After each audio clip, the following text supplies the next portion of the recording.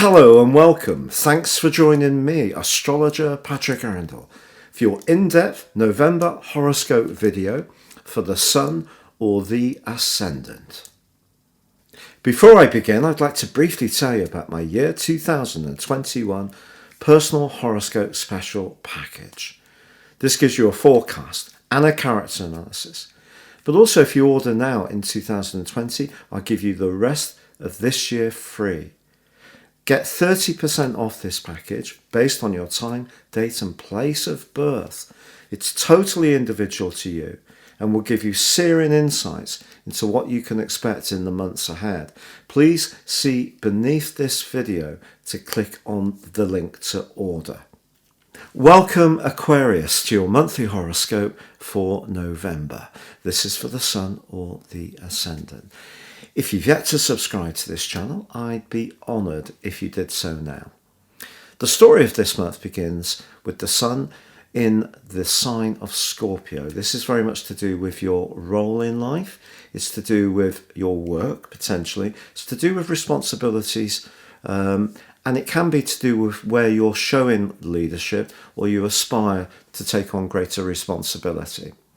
Now we've got a glorious new moon in this location on the 15th. We've had a series of lunations this year which have actually been really quite challenging. This one's very uplifting because Jupiter, the planet of growth, is linking magnificently to the Sun.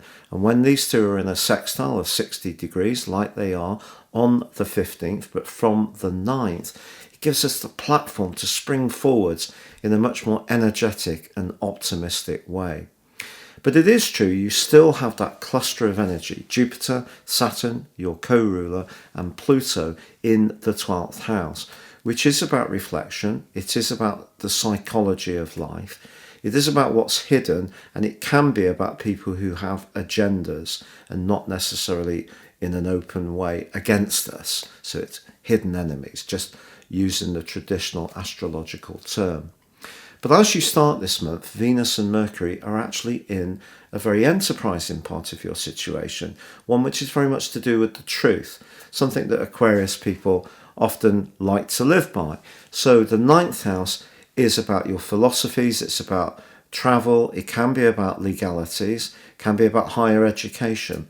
Now, of course, travel has been a contentious area for many this year, and there's been huge restrictions. So how this will play out exactly does depend on your unique location and, of course, your unique circumstances. But having Venus in the 9th house suggests that you could be attracted, if you're single, to someone who does come from a different cultural background or who lives at a distance, or you are being encouraged to try to bring a greater sense of variety to an existing tie. Now, Mercury is in retrograde as the month begins, but on the 2nd, that ends. By the 11th, Mercury moves back into the sign of Scorpio. If you remember, the retrograde began on the 14th of October, but the shadow period which preceded this began on the 27th of September. So I think there's been a lot of thinking, a lot of activity around your role in life, and it could also be linked to a property transaction as well. The 10th house is very much to do with this, or some kind of big business situation. So when Mercury gets back to Scorpio, it gives you an opportunity to frame your talents and to raise your profile in a very positive way. But before then, for the first 10 days this month, it is clashing with Saturn. This is not a very easy aspect. I can only be really truthful about it. If there is somebody who always seems to take a defensive or difficult or objectionable line towards you for no apparent reason, it's their stuff, it's not your stuff, that could be quite bruising in the early part of this month. But you've got an indomitable spirit, and if there's anything the transit of the big three through Capricorn have taught you over the last couple of years, is just how much you will endure, however painful some of the transitions have been. Also, Venus is actually coming into conflict with those big three from the 9th through to the 19th, all of them in turn. So it's kind of suggesting that even if you try to extend goodwill, you try to be utterly charming, you inform yourself of all the facts, someone will still try to block you in some way, even if they're not doing it in an obvious and in a way that can be discussed frankly with you, which you would be able to deal with. So some psychological undercurrents are still there this month, which I know is disappointing, but there is a bigger roll-up of positivity coming your way. And I think one of the key indicators for that is Mars. Mars, of course, has been retrograde since the 9th of September in your sector of everyday communications. There may have been sparks or a bit of pushback with siblings, neighbours. Maybe you've wanted to get a little bit more physically active, or maybe you've been having your say a little more assertively. But that, of course, has been clashing with the posse in Capricorn, especially since the end of July. And it's been a very wearing period for pretty well everybody. So Mars starting to go forward is something to truly celebrate. Then on the 15th, we get that glorious new moon. And it's possible, that what you've been doing, working patiently behind the scenes, despite all the challenges, all the lack of encouragement or support you've had from others, and right through to the middle of December, a glorious victory can be delivered to you. I really mean that, Aquarius, because I've got so much Aquarius energy myself, and I've got the Libra and Ascendant. The posse in Capricorn have profoundly affected me in the last few years. That is absolutely for sure. So I know what a tough hoe it's been. But the 21st sees the sun burst into Sagittarius. This is about friendship, fraternity. It's about the higher truth. It's very much the character of your zodiac sign and mine. It's about seeing a better and brighter future. And Venus also climbs into your 10th house.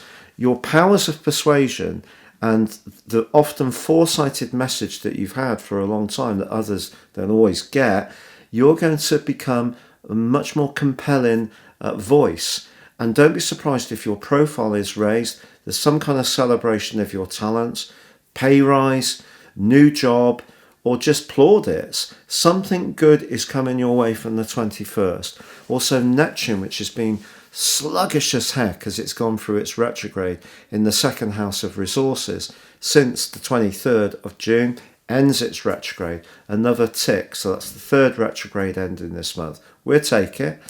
And of course Neptune's been there since 2012, so hasn't always been clear about the financial foundation since then. But on the 30th we have a major event. It's an annular lunar eclipse, but it's in Gemini, and of course the North Node's in Gemini. And Gemini for you is about passion, it's about creativity, it's about love. And the North Node is going to be in the sign of Gemini through to the early part of 22. So that's something that's really going to be good for all Aquarius people. Of course, it depends on your critical points of your planets, just whether you've had the goodness already or it's the goodness to come. But it could, of course, be accenting other parts of your nativity that aren't in Gemini in a positive way. So other fire signs, other air signs. But on the 30th, this lunation reactivates an eclipse series that first began in 84 in Gemini, but a solar eclipse. And if you think about how communications have changed since then, it is quite breathtaking. I remember I was working in distribution at the time, and it was the time when handheld monitors were coming in terms of monitoring goods going in and out. So just-in-time technology essentially was being developed at that time. And that stuff is just like taken for granted now. But at the time it was quite cutting edge. And if you think all the technology that's come in since then, which is governed by Gemini, you can see what a profound effect that eclipse series had from then. But of course, over the last couple of years, it's either been very physically draining, emotionally draining, psychologically draining. It's been picky, it's been, critical. It's really not been easy for Aquarius folks. The eclipse series between Cancer and Capricorn, it's finished. It's gone for now. And so this eclipse is really asking you to manage your time. Think about who you want to be with the most. Where is your future taking you?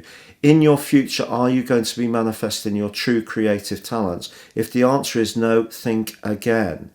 If you've reached a critical high point in your career or something that's very important to you with Venus's transit into that 10th house and also that new moon in Scorpio, maybe you're going to want to realign your objectives to new ones. So a natural transition takes place, which is really positive.